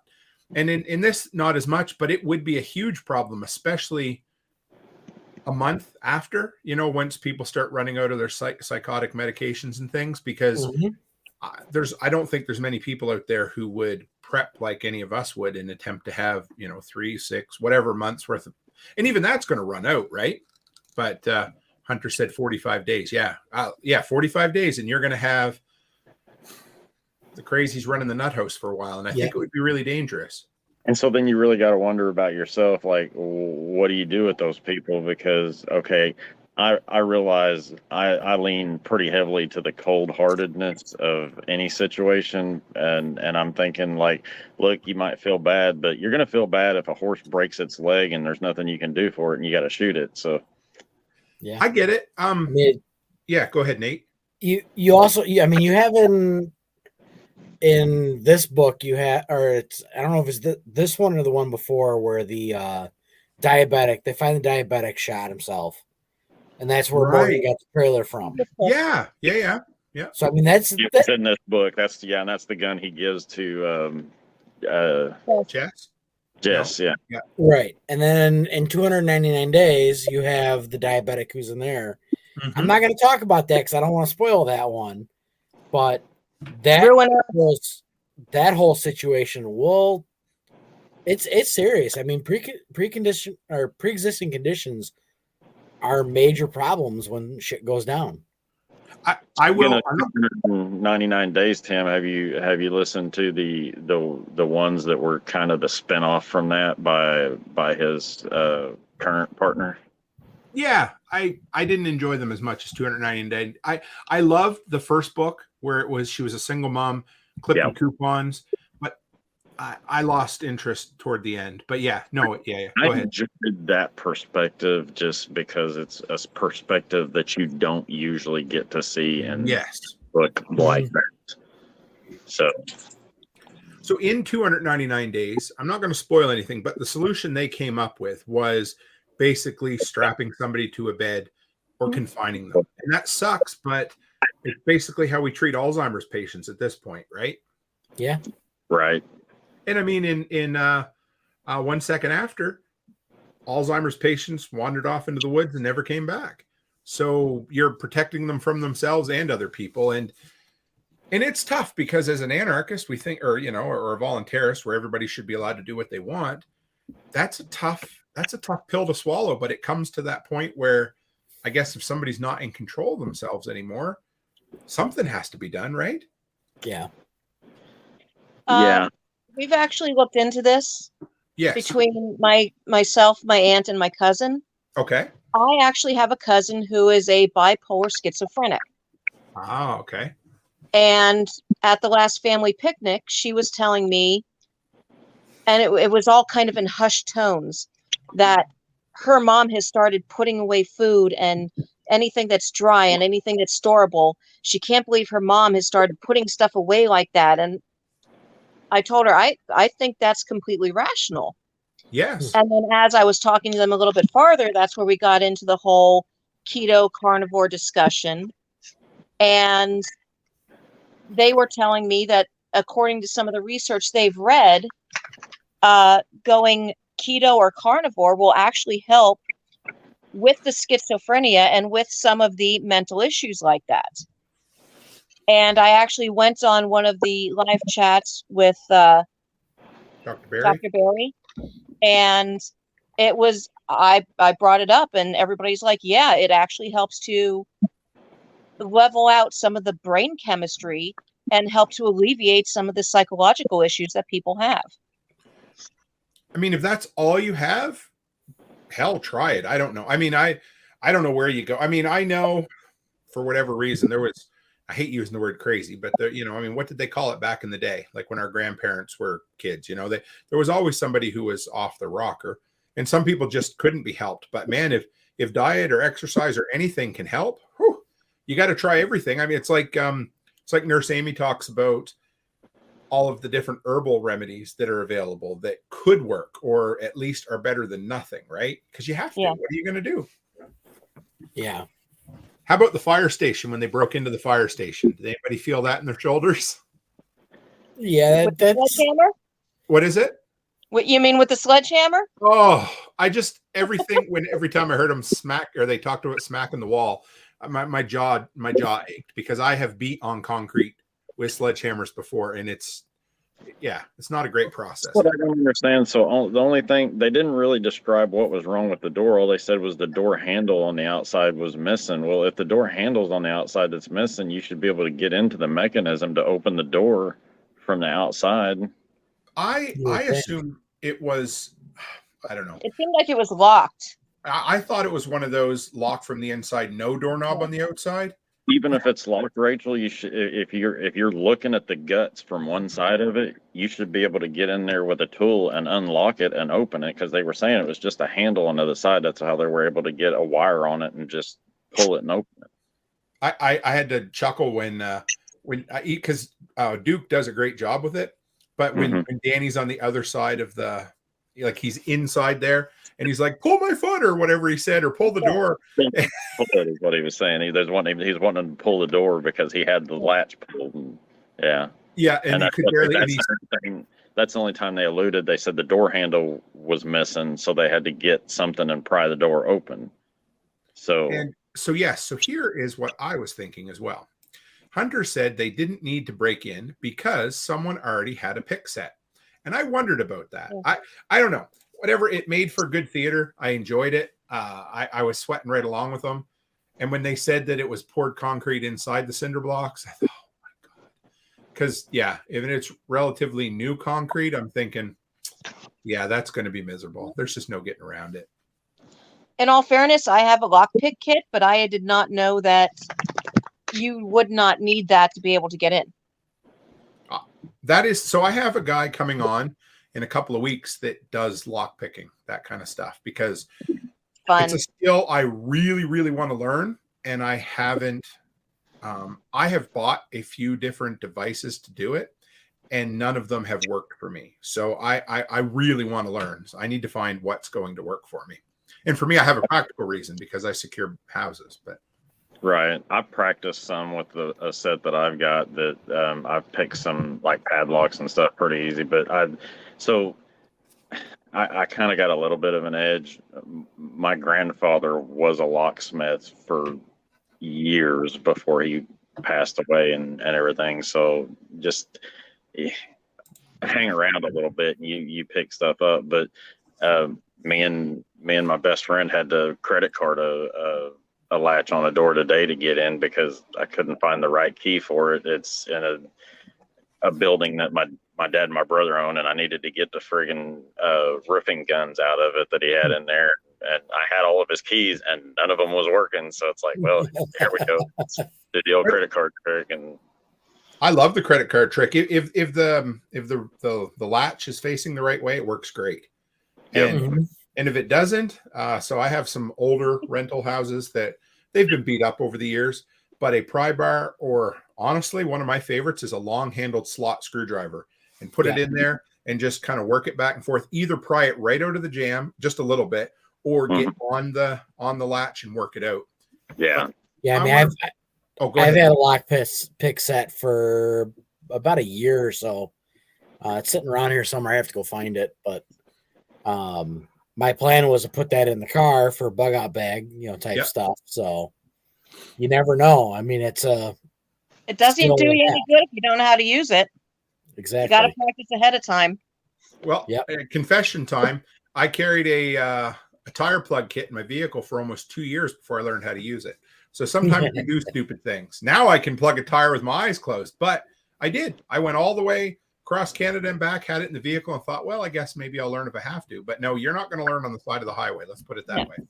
That's so I want to go back to LG here. Because I have med kits and I need to take some med classes to really learn how to efficiently use those. And that's a skill you lose. That there's a reason why they get you to re-up every 2 to 5 years on medical, because you just don't remember it. I lose it. Yeah. So LG, go ahead. I was saying they changed it because they used to talk about giving breasts, and now they don't recommend giving the breast during CPR. They just want chest compression. That's because the whole COVID thing. Yeah. Well, it was before that. I was going to say something that's before that, because the reason a lot of that come around is because a lot of people have kind of hesitation to give somebody they don't know mouth to mouth. Okay. So on that real quick, we took a infancy CPR class when we had our second daughter, and she'll be 6 in a couple of weeks. And that was part of that, is they don't do the breaths anymore. So you're going back 26 years ago, 2016. So now, see, last you're year muted. we get renewed every January, or at least my group gets renewed every January at work. And this past January, they said about no breaths. The January before that, they did say we were doing breaths. And so I don't know. From what I've read, I think when it comes down to it, and it's the same with the tactical training I took recently, everything changes. They try to simplify and streamline things so that it's easy for people to repeat under stress. Mm-hmm. And compression was the most important. 2 reasons, because they may have passed out because of an airway blockage. So number one, your breath is doing no good anyway. And the blood still has oxygen in it for quite some time. You know, it just the carbon dioxide, is that right? Yeah, builds up in it over time. But in the time you're doing it, it's more important to continue to circulate that blood than it is to get fresh oxygen in them. So I don't know. That's where I heard of it. But so I want to bring up LG because she put it, or they put it, I think it's a lady, I can't even remember. Sorry, LG, whoever you are. Said, we had an elderly family member with advanced Alzheimer's, and they would run out of the house naked, and they didn't know where they were or where they lived. They had to put locks on the doors for safety. Any of you guys, because I could see that being an issue, but any of you guys dealt with either Alzheimer's patients or somebody that needed to be confined for their own safety? We may have somebody in the family. I'm not 100% sure yet. Yeah, So. it comes. I get it. My grandfather, when he first started, they took turns having him stay with the kids for a few months because I think the family was in denial. And so they just brought him, but he would wander and he would carry on, and it wasn't good. So eventually, of course, they had to put him into some sort of assisted living, and because it gets bad, right? And when our daughter was young, she's a lot better now, but she used to get into things. She would wander. She would not hurt herself intentionally, but she would get into shit that would hurt her. So the doctor told us that we needed to put a lock on the outside of her door. I hated the idea of it, but again, he said it was for her own safety. And so we did it for a couple of years until she grew up and, you know, some extra help fixed her or helped her a bit. But yeah, sometimes it happens, right? You hate to do it, but it happens. And Hunter said my kid's aunt, she had to be locked in. Something like I hate them, but the deadbolts that have a key on both sides, they can work if you're staying inside with somebody. But yeah, it can be tricky for sure. Or yeah, the fire marshal around here frowns at those. Oh, I get it, because I can see that. Could you imagine, you know, waking up in the middle of the night in a fire? Yeah, that would be scary as shit. Mm-hmm. What about them fighting the fire? I thought all I could think of was I think Wrangler Star would be pleased with him because he's always talking about the U.S. Forestry Service or whatever. Oh yeah. Yeah, it was a very good scene. I remember them actually, like, it was very thought out and explained how they were fighting the fire with the wagons and running back and forth, you know, going quarter mile or so. It was good. I do remember that. And Chris, the author, must have done a fair bit of research because, like you said, just the simple things like where they had whistles to communicate if somebody had a flare up. And it was the first time I'd ever heard of drip torches. When I didn't know they were a thing. And then it turns out, you know, they walk along and they drip gas and they start a fire. And I guess that's a very common tool when fighting fires, but I thought it was cool. And yep. I was right up my alley when Danny, he's like, yeah, well, he reminds me of me a bit, but he's like, I'll pull a bunch of plumbing fittings together and we'll make something that works. Yeah, it was just great. I'm thinking that is friggin' awesome. I love that. I probably have that amount of stuff around. It's just my organization skills are a little bit lacking.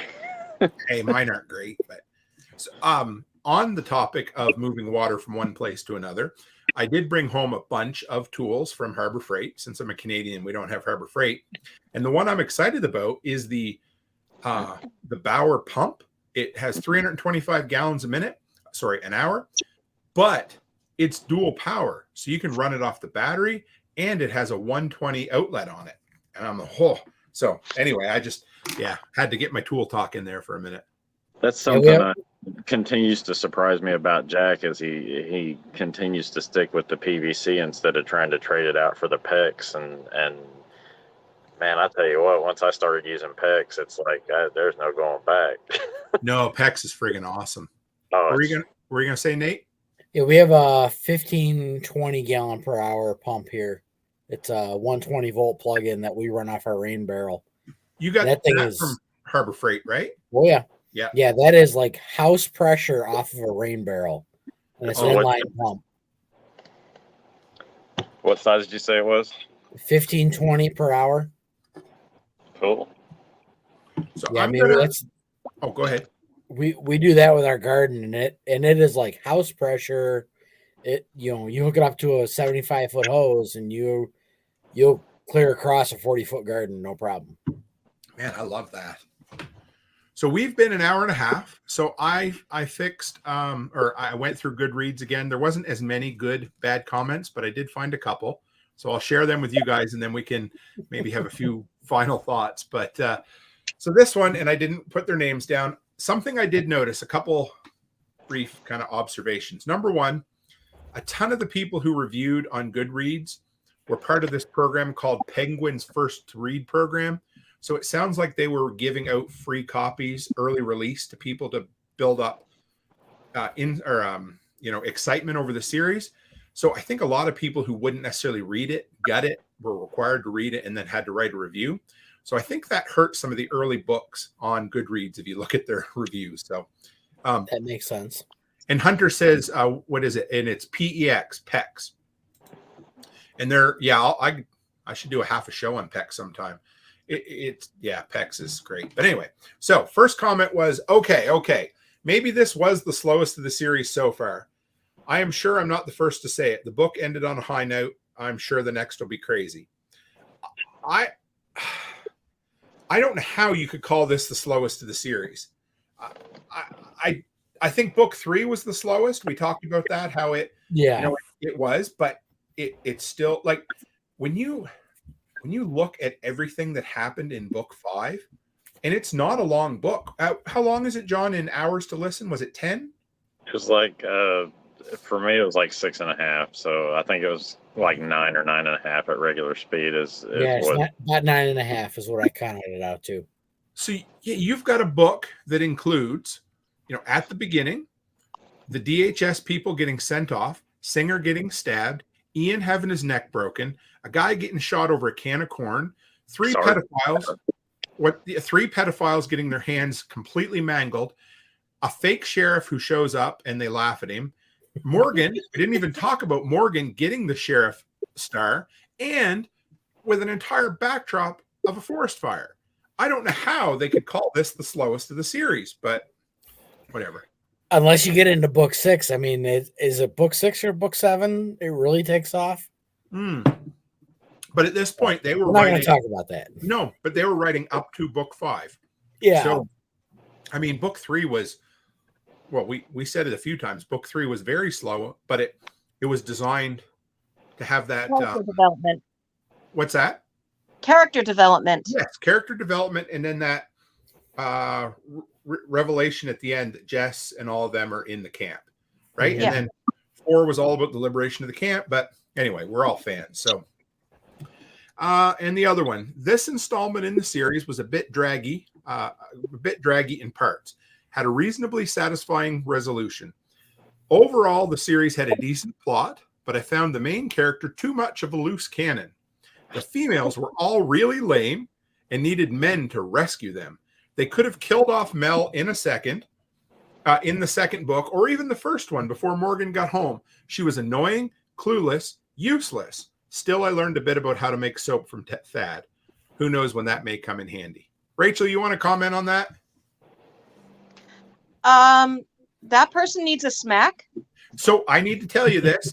That was written by a woman, just so you know. So keep going. That's fine. I don't know what the hell kind of woman that is that's writing that, because Mel was the one who grabbed a gun and ran out after Morgan when he said, "Get all the kids, get them in the house. I have to go see what's going on." He comes around the corner and there she is with a gun, so she's got his back. and their oldest daughter is behind the wheel of the car to drive the getaway if they need to. She's the one who's organizing the food. She's the one who's trying to keep everything on track, trying to make sure everybody's fed and cared for, and we have to watch this, we have to watch that. They always say that behind every strong man is a strong woman. And these are a bunch of strong ass women who are handling things in circumstances none of us could ever even imagine being in. Absolutely. So, that is just completely half-assed in the beginning. What about Jamie? Yeah. Oh, well, I mean, yeah, the men carry her for sure. Like, come on.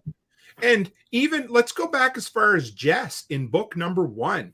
Yes, she didn't know how to use a gun, but you know what she did know how to use?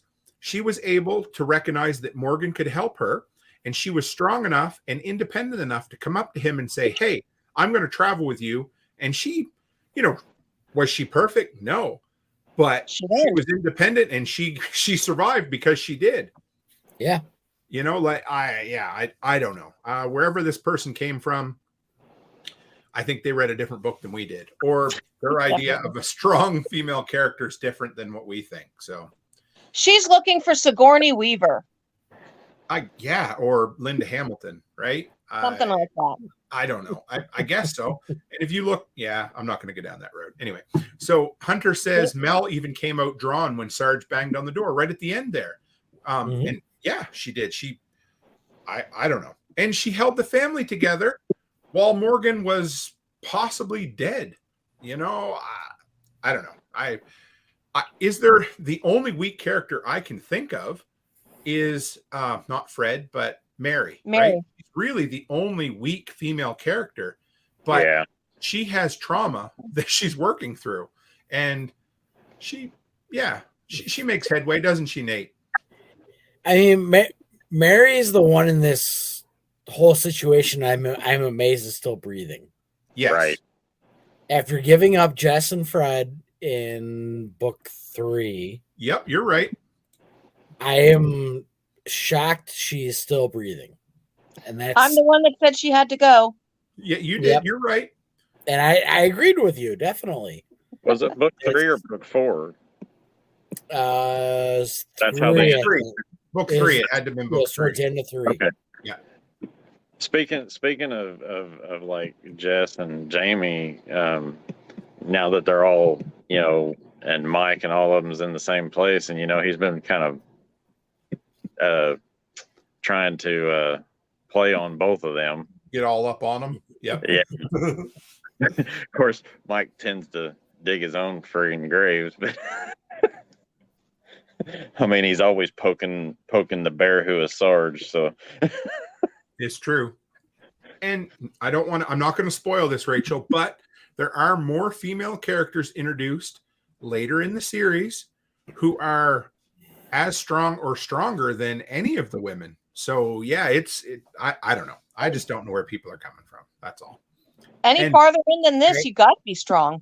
Oh, so yeah. Is it a walking stick or is it a cane? Depends on what part of your anatomy you want assaulted. All I can tell you is when Sarge put that cane on top of his foot and leaned, that must have hurt. Oh yeah. God. I suffered from how close you're standing to him. That's what it is. Mm-hmm. I suffered from ingrown toenails for like 20 years till I had them permanently removed. And there was a guy at church. I never told him because I think it would have broke his heart. But he used to come by and he'd think he was funny and he'd step on your feet, just to be funny when you're a kid. And it used to hurt so bad. And I can't imagine somebody just taking a cane and drive. Oh yeah. Anyway, so I had one more comment I missed. I didn't realize that I had 3 that I found. So this one said 3.5 stars. The author apparently decided to resurrect a finished series for yet another cash grab. This is written.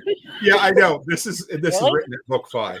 I guess that's not too surprising since book 3 and 4 felt like a single book broken into 2. Now, I will say we have made that comment before. Did I enjoy this further adventure with Morgan and friends? Yes. Do I think it's time for the author to move on to another project and craft some new characters? Yes. Well, were they ever wrong? Yeah. Yeah, we're about a quarter of the way through the series, so just hold on to your butts. Yeah, I had to laugh. I thought it's okay. I get it. And I can see, because Chris said, I think the first 3 books or 4 books were written, where it was just the first 2 that were written basically as forum posts, right? First 2, I think. Yeah. First 2, yeah. But because I have read other post-apocalyptic fiction where you can tell that it was supposed to be a 5 or 6 book series, and the publisher's like, you need to turn this into an 8 or 10 book series, because all of a sudden the story that you thought was going to get resolution gets resolved, but boom, here's something else. And I don't feel it with this series. I can get it, but yeah. Go ahead, Nate. What do you think? I do a little. Me knowing what's coming later on down the series. Right.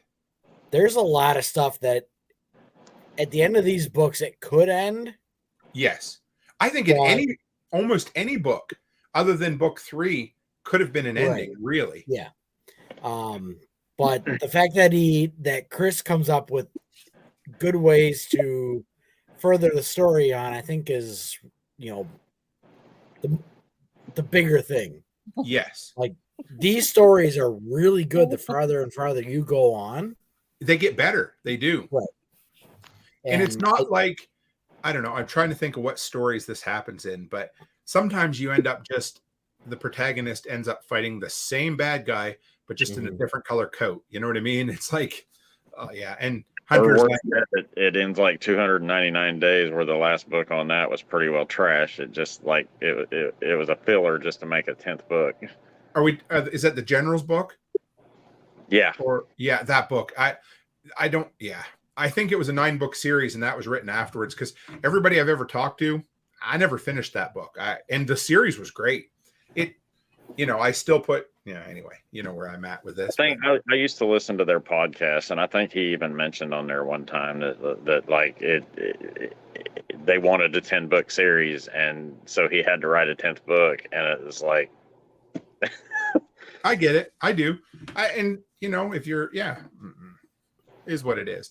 I still, this is definitely, I would put, in my personal opinion, 1 second after would be up here, and then, slowly a little bit below going home, and then 299 days below that for sure. I like 299 days, but what were you going to say, Nate?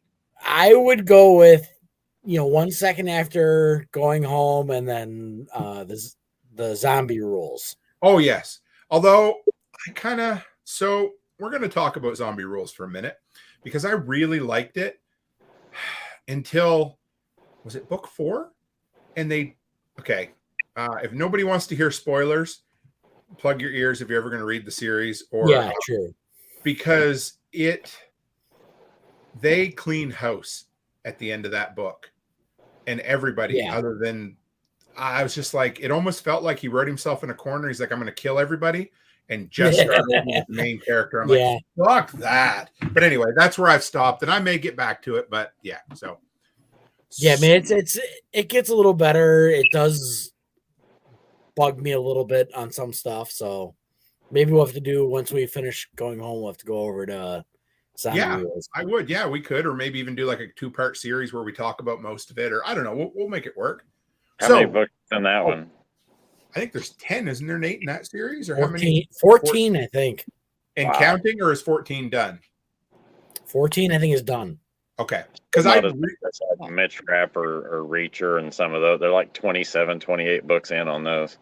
I don't know what you guys think, but I'm kind of thinking about wrapping this series up at book 10 for now, and then I don't know, unless we want to keep going. But I just thought it'd be fun, because we got all these new ones coming out we could come back and reach. But I would like to do 1 second after next. I don't know if you guys are up for that, but just because we'll probably have William back on the show at some point too. But and it's only a 3-book series. And again, it's a series that the first book was probably written by itself, and then they expanded the series after that. Well, 1 second after would be fun with having the writer on. It would. Maybe I'll ask him. Why not? Right? Because that That was a super cool interview to sit down and listen to. And I missed it live, but to go back and listen to it, that was a really good interview. He's coming back. He told me Good. he was coming back, which was cool. Like in 3 or 4 months, he said, I'll come back because I got a bunch of new stuff I want to share. So Cool. I'm excited about that. So now I want to ask Rachel, because everyone else in here has read the series multiple times. So this is the time where we ask Rachel what her predictions for book 6 are. Maybe in book 6, Mike will finally get lucky. Maybe in book 6, Jeff will finally get lucky, because both of them have been gaming on everything with a vagina as long as they can. Am I wrong? Oh, you're not wrong. I definitely have to take a drink so I don't throw any. Yeah, I'm going to take my drink here. They're like a well witcher walking around with a dowsing rod going, oh, there's water, there's water, there's water. It doesn't matter what it is. They're just, oh yeah, they're like horny little 13-year-old boys that anything that looks like a woman, they run after it. So, and then when they're talking about when they're driving through and Mike's just doing the parade wave at everybody, and the little wink and the whole, they are both playing up every little bit of game those two got. That is true.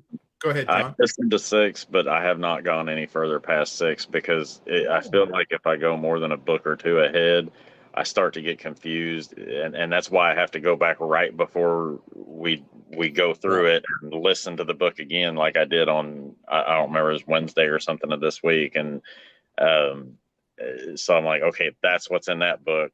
I don't want to talk about anything past there because Rachel will be screaming at me. Yeah. Right.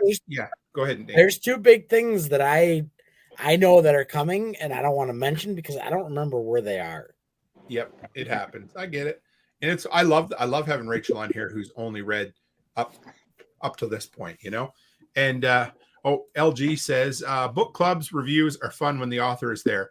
If not in the panel, at least in the chat. The Stonemont series author sometimes attends book clubs that are discussing his books.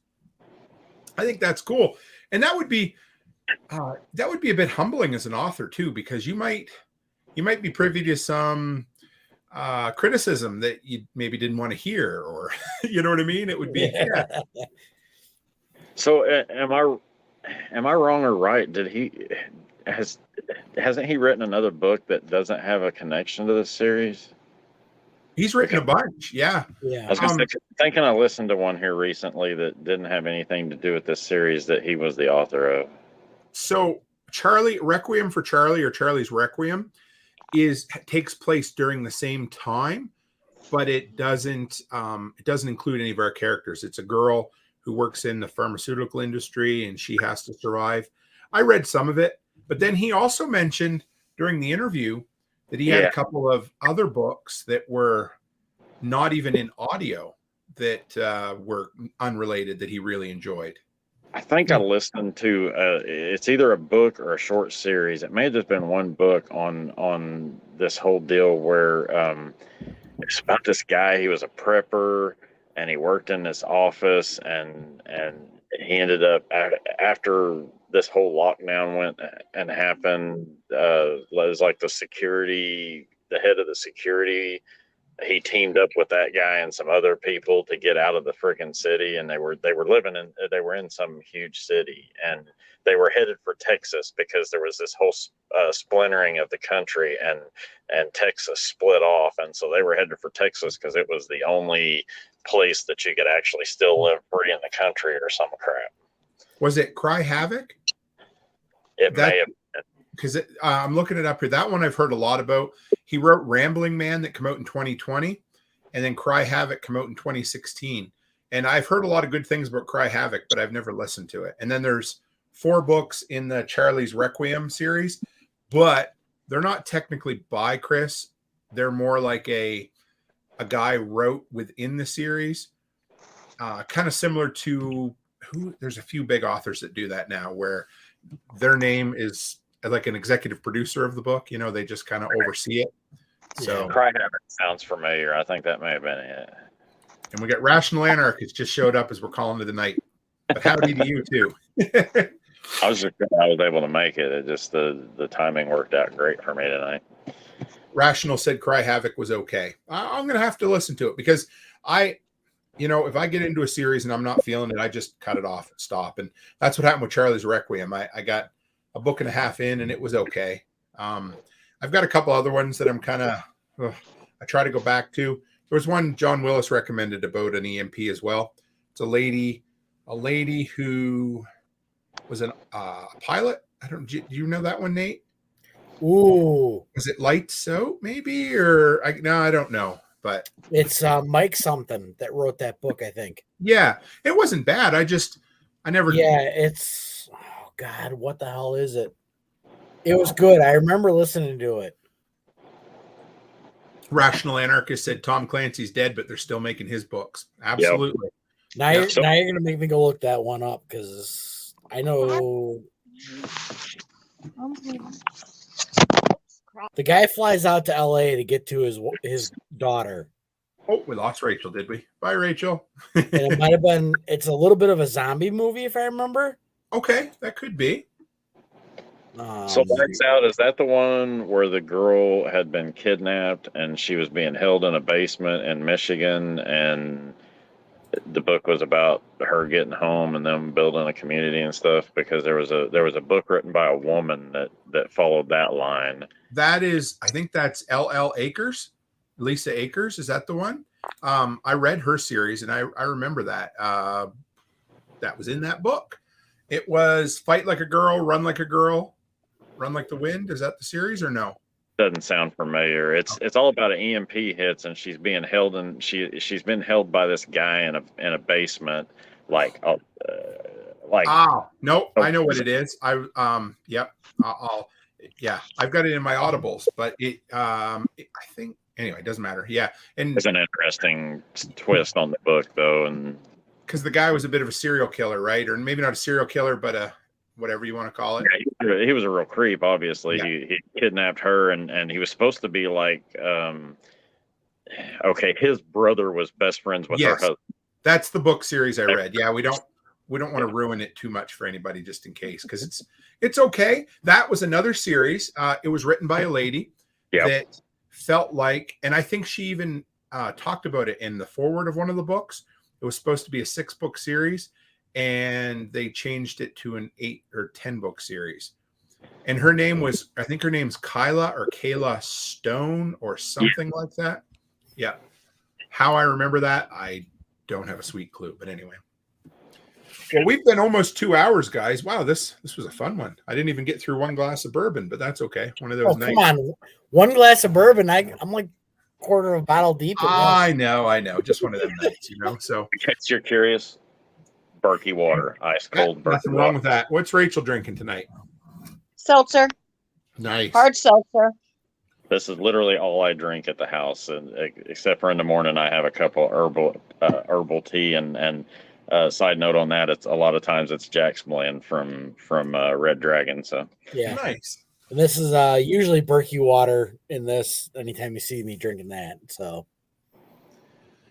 And I don't use any sugar. It's either monk fruit or liquid stevia. The only thing I use for. I prefer every bit of sugar I get's got to be straight from bread if I'm going to have any. It's because bread is heroin, and in case y'all didn't know.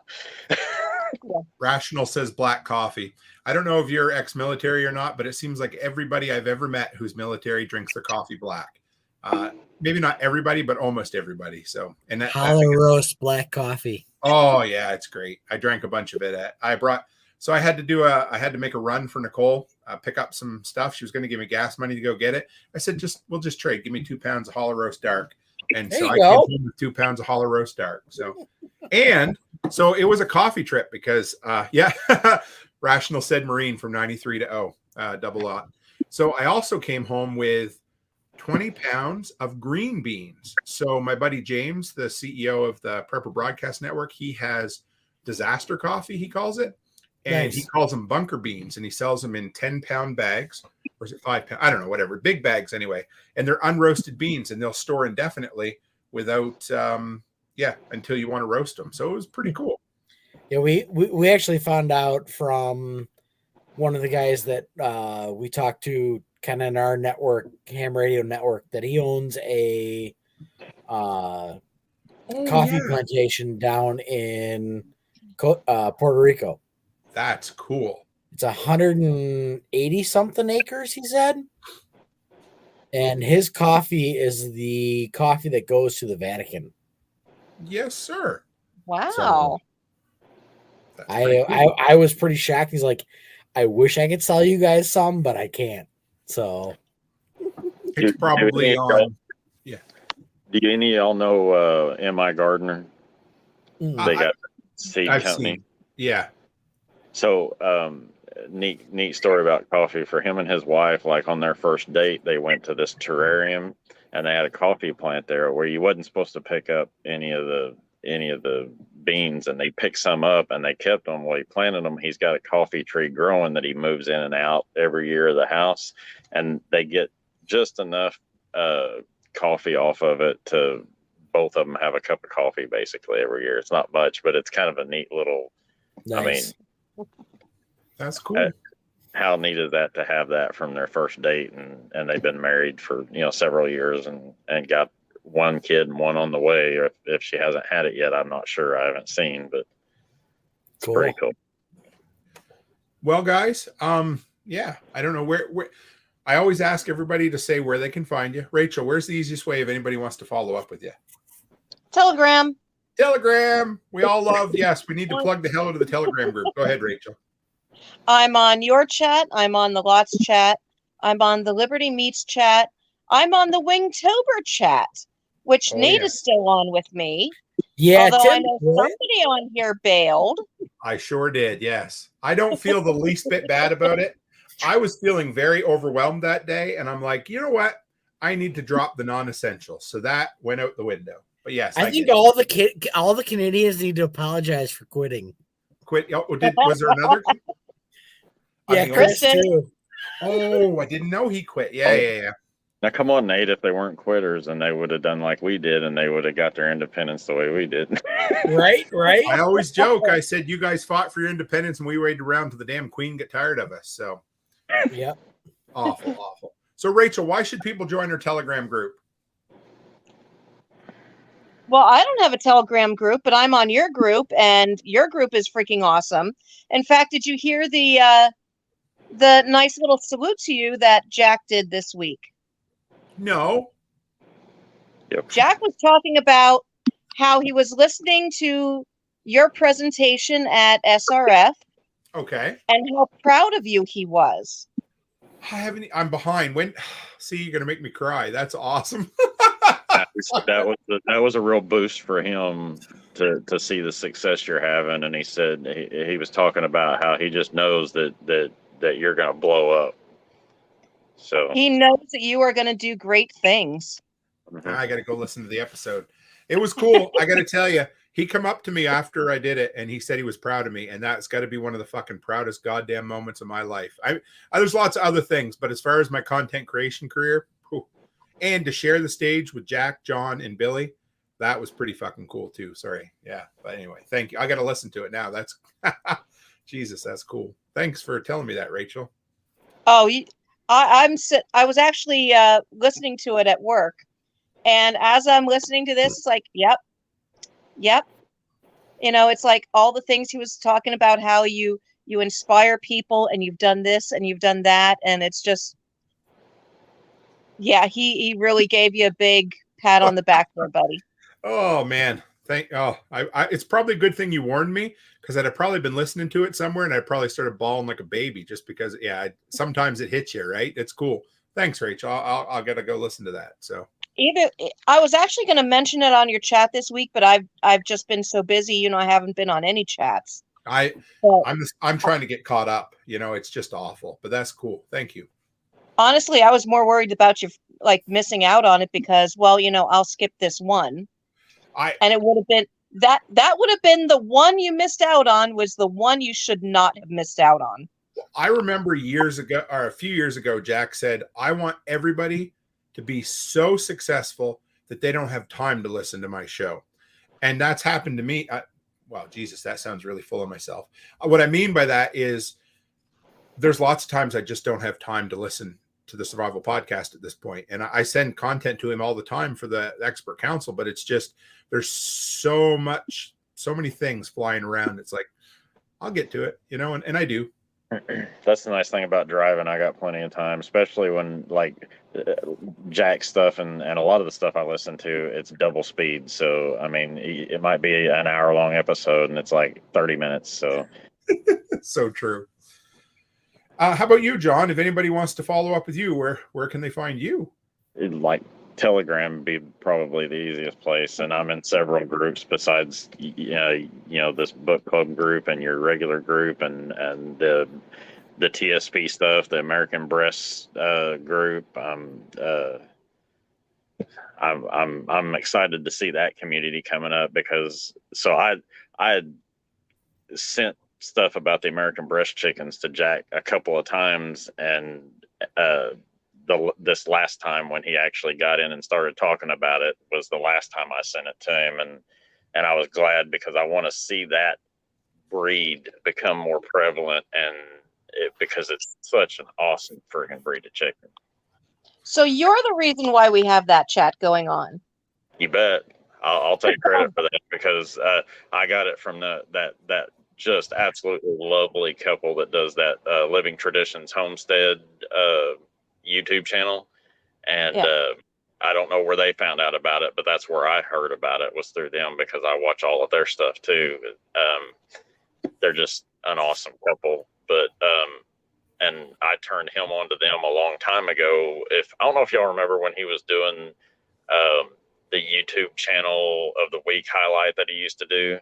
I actually got him to highlight them on one of his shows when he did that. And then it didn't last very long, but he was doing it for a bit, wasn't he? Yeah, like a couple of months or something. Yeah, I remember that. Yep. Right, and they were one of the ones that he highlighted because I sent them to him, and then I brought them back to him about this American breast thing again, and I knew if he got to looking at it and digging into them that he would love them, because of the fact that they are such a fast growing breed and they start laying so early, and it's just I'm excited about those chickens. That's cool, because I didn't know where you were going when you said American breasts. I was like, oh boy, we're in trouble. No, I'm just kidding. It's breast, BRESSE. So it's my brain that's misinterpreting. Fair enough. Yeah. So the breast chicken is a French chicken from the Bresse region of France, and there's some people who have brought that breed of chicken over, but they can't just call them the breast chicken because technically it's not a breast chicken if it's not from France. So they've come up, basically it's the same genetics, but they're calling it the American breast because they're starting to build the population over here. Now, John Dowling has the black ones instead of the white ones, and he said his weren't growing at much of a better rate. In fact, his only started laying eggs at 22 weeks, which really isn't that much advanced. No, that's only about a month ahead, and the breasts, from everything I've heard, they're supposed to be 16 to 20 weeks is when they start laying, and that's also when they're really, like, if you have a bunch of roosters, you can really start harvesting them at that age too. They're a good size. Well, I just say that we're gonna look into those guys. So yeah, look for the American Breast chicken group on Telegram. There's a bunch of people on there, and but you can also, like I said, if you look into that Living Traditions Homestead, they've talked a lot about them on there, and the stuff that they found out about them. But there's several places that you can find them now. What is it? Murray McMurray I think offers them. They're pretty good size hatchery. I mean, so I don't know if any of the other ones like Cackle or Whelp or any of them are offering them. Yeah, it would not surprise me for Whelp to get into them because those Living Tradition folks, they used to deal a lot with Whelp. That's where they used to get all of their Cornish cross chickens that they would raise. I know, but so. Okay. How about you, Nate? Where can they find you? Well, I'm the bearded half of Two Chicks Homestead. We're a weekly podcast. Two Chicks, One Homestead. Yep. Yep, 2 chicks, one homestead. My wife and I release a weekly podcast. I've also started live streaming. I'm gonna try and keep it to every Friday night at about 8:30. We'll talk some ham radio and maybe some stuff that's going on in the homestead. Pretty much that's about it. You can find us at twochickshomestead.com. And they do a damn fine job. What's that, Rachel? Nate's the bearded lady. Yeah. Yep. Well, we have a new bearded lady on the Fireside Freedom. That's Brian. Or Brianna. Sorry, Brianna. Well, guys, we've been 2 hours. So let's wrap her up. And yeah, for everybody else out there, this is great. We're going to, Hunter wants to know, are you streaming to Twitch, Nate? Not yet, but I will work on it. He will. Yeah, I know he will because he does what he says. So anyway, guys, we'll call her an evening and we will see you about 3 weeks, right? Because this was a week late because of me being away. So have a good one, everyone. All right, Take care. Bye-bye.